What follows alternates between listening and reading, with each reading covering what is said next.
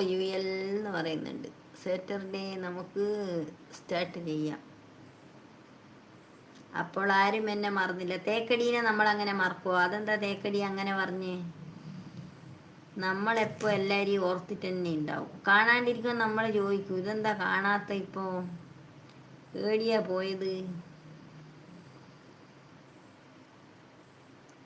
അന്നേരം ആരാ പറഞ്ഞതെന്ന് എനിക്ക് ഓർമ്മയില്ല.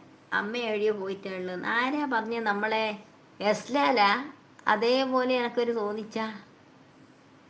തേക്കടി ചേച്ചി കഴിച്ചോ, ഇപ്പോൾ തുടങ്ങി എന്ന് പറഞ്ഞതാ.